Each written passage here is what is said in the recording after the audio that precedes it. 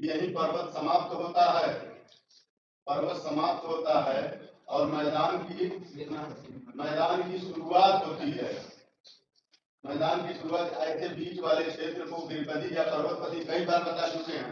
तो जब नदी पर किसी पर्वत से नदी का उद्गम होता है या नदी का उद्गम क्षेत्र होता है और जब नदी किसी महासागर में जाकर के विलीन हो जाती है, तब यहाँ पर जब नदी यहाँ से मैदानी क्षेत्र में प्रवेश करते हुए जब नदी महासागर में प्रवेश करती है, यहीं पर नदी की कौन सी अवस्था शुरू हो जाती है? जीर्णावस्था, डेल्टा के समुद्र के पास। और यहाँ पर नदी की कौन सी अवस्था हो जाती है? यहाँ नदी खड़ा ढाल पाती है, खड़ा ढाल को उसका वेग अधिक होता है, वेगवती होती है और इस धरातल के तल को रगड़ रगड़ के काट करके इरोजन माने अपरदन का कार्य करती है सबसे ज्यादा नदी जो है। और इसलिए यह नदी की यह अवस्था क्या कही जाएगी? युवावस्था। तो नदी की 3 अवस्थाएं होती हैं। डेल्टाई मैदान में तीनों अवस्थाओं को जानना जरूरी है। नदी किस समय मैदान का निर्माण ज्यादा करती है? अगर क्वेश्चन आ जाए, नदी किस समय अपरदन का कार्य ज्यादा करती है? युवावस्था। नदी अपनी किस अवस्था में डेल्टा का निर्माण करती है? ठीक है, देख कॉन्सेप्ट बन रहा है। तो नदी यहाँ हाल अधिक पाएगी, वेग अधिक होगा, नदी अपनी युवावस्था में होगी, धरातल को रगड़ रगड़ के खुरुच कर काट करके मलबा अवसाद मिट्टी कंकड़ पत्थर अपने पास लेके तेजी में भागेगी, क्योंकि ढाल पाएगी, ढाल के अनुसार भागेगी। ये नदी की युवावस्था होगी। जब नदी पर्वतपति क्षेत्र या गिरिपति क्षेत्र को पार करेगी, पार करके जैसे ही नदी मैदान में उतरती है, अपने द्वारा यहाँ पर काटे गए मलबा अवसाद विभिन्न प्रकार के तत्वों को अपने पास बुलाती है, मिट्टी कंकड़ पत्थर बारीक कणों को यहाँ पर जमा करना शुरू करती है। इसी पर भावर, तराई, खादर, बांगर तमाम स्थलाकृतियों का निर्माण करती है। जलोढ़ शंकु जलोढ़ पंख का निर्माण करती है। अब जो है क्वेश्चन आ जाए कि नदी अपने किस अवस्था में अपरदन जनित इरोजनल लैंडफॉर्म किस अवस्था में अपरदन जनित स्थलाकृतियों का अपरदन जनित काट छांट करके टेढ़ा मेढ़ा इस पर्वत को काट देगी। एक समय ऐसा है कि नदी इस पर्वत को काट के पूरी तरह से सागर में बांट देगी।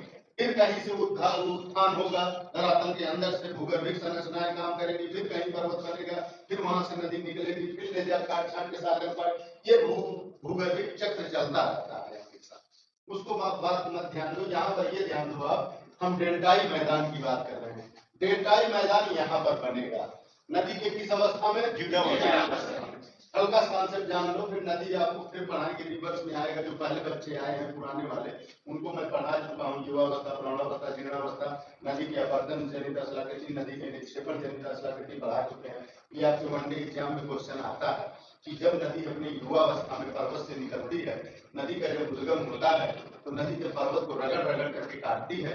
काटने के बाद किस स्थलाकृतियों का निर्माण करती है? तो सबसे पहले नदी वी आकार की घाटी, वी आकार की घाटी का निर्माण करती है, गार्ज का निर्माण करती है, कैनियन का निर्माण करती है, क्षिप्रिका का निर्माण करती है। ये सब शब्द हम सब बोर्ड पे लिख के आपको समझाएं कैसे नदी वी आकार घाटी बनाती है, कब क्षिप्रिका बनाती है, कब जलप्रपात बनाती है, वाटरफॉल जो झरना टाइप होता है, वाटरफॉल किस कंडीशन में बनाती है, कहाँ कठोर चट्टानें, कहाँ मृद। लेकिन कुछ नए बच्चे हैं, उनको रिवर्स में फिर से ये टॉपिक आ गया, तब वो कॉन्सेप्ट, क्योंकि बड़ा लंबा कॉन्सेप्ट है, उसको फिर लेके जाएंगे कि ये डेल्टाई मैदान कट जाएगा। ठीक है ना? यहाँ समझो आप कि नदी जब भी अपरदन जनित स्थलाकृतियों का निर्माण करती है, धीरे तुम लोग जहाँ जगह धीरे बैठ जाओ ताकि टॉपिक कटने न पाए।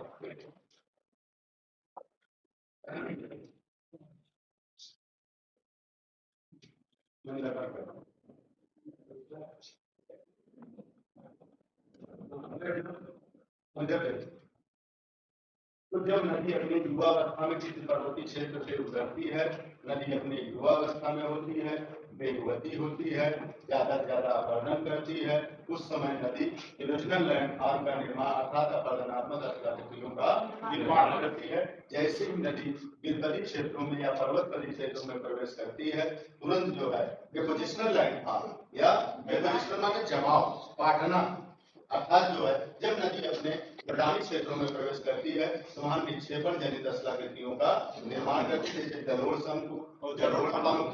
उसके बाद जो है संप्राय मैदान, डेल्टा, ये सब इसमें बनते हैं। और जब नदी अपने जीर्णावस्था में पहुंच जाती है, सबसे बारीक कण, जितने बड़े बड़े कण हैं इधर से काटना शुरू करती है और सबसे बारीक कण समुद्र के पास जमा करके जिस मैदान का निर्माण करती है उसी मैदान को मैदान के नाम से जाना जाता है। क्या नदियां, अब ये शब्द आता है, हेरोडोटस महोदय ने सबसे पहले नील नदी का बता दिए थे। नील नदी का अध्ययन किए उन्होंने, सबसे पहले ग्रीक भाषा के चौथे अक्षर डेल्टा शब्द को दिया, डेल्टा को परिभाषित किया, डेल्टा के प्रकार को बताया। तो इसमें जो है, जब जो है यहाँ पर मलबा, जब नदी यहाँ पहुंचे और यहाँ पर मलबा चौड़ा से फैल जाए, फैलने के बाद जैसे ही महासागर में जाए उसका आकार पतला होता जाए, तो ये कैसी संरचना है? डेल्टाई संरचना है, डेल्टा का निर्माण करती है। अब यह डेल्टा कई प्रकार का होता है। पहला है पक्षीपाद डेल्टा, पक्षीपाद डेल्टा, ज्वार नदमुख डेल्टा, ज्वार नदमुख डेल्टा, परित्यक्त डेल्टा, परित्यक्त डेल्टा जिस आकार का बनेगा उसी प्रकार से डेल्टा का निर्माण, लेकिन उसे डेल्टा प्रकार नहीं जाना है, यहाँ केवल मैदान की बात, मैदान समझ में आ गया। डेल्टा जैसे गंगा नदी, गंगा नदी उत्तराखंड कल्पी के बनाए थे, उत्तराखंड से निकलेगी, उसके बाद जो है बिहार, उत्तर प्रदेश, बिहार, पश्चिमी बंगाल होते हुए जैसे ही वो बांग्लादेश में प्रवेश करती, बांग्लादेश में जाकर बंगाल की खाड़ी में डेल्टा बना देती। अब कौन नदी किस प्रकार का डेल्टा बनाती है, सिविल पूछता है, क्वेश्चन पूछा है कि कौन सी ऐसी नदी है जो पक्षीपाद डेल्टा का निर्माण, आईएएस में क्वेश्चन ये पूछा गया है कि पक्षीपाद डेल्टा का निर्माण कौन सी नदी करती है।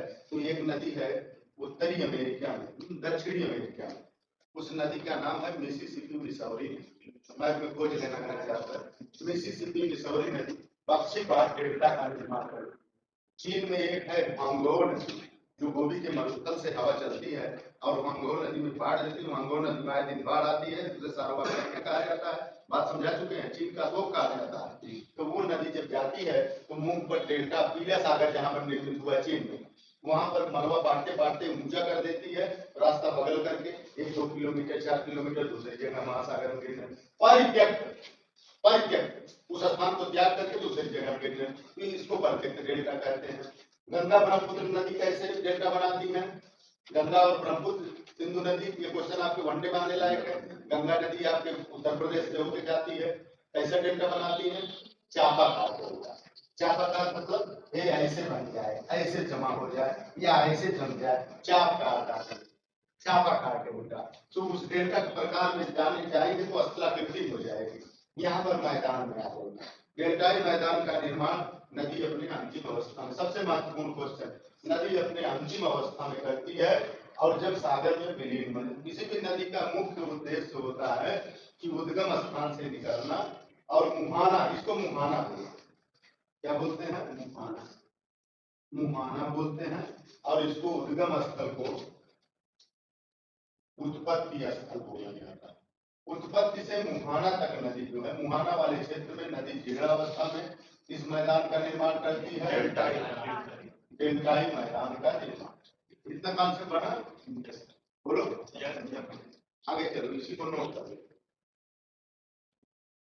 संपूर्ण प्रदेश का, ये संपूर्ण प्रदेश का कितना प्रदेश, संपूर्ण प्रदेश का सबसे निचला भाग कौन होता है, निचला भाग कौन होता है, डेल्टाई।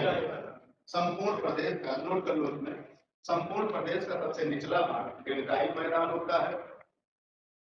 संपूर्ण प्रदेश का सबसे निचला भाग डेल्टाई मैदान होता है। यहाँ के कण,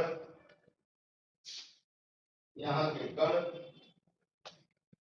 संपूर्ण प्रदेश में सबसे छोटे होते हैं, यहाँ के कण संपूर्ण प्रदेश में सबसे छोटे होते हैं।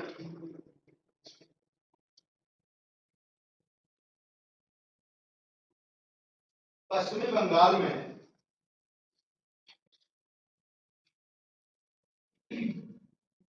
डेल्टाई मैदान में, पश्चिमी बंगाल के डेल्टाई मैदान में छोटे छोटे गड्ढे पाए जाते हैं। डेल्टाई मैदान में, पश्चिमी बंगाल के डेल्टाई मैदान में छोटे छोटे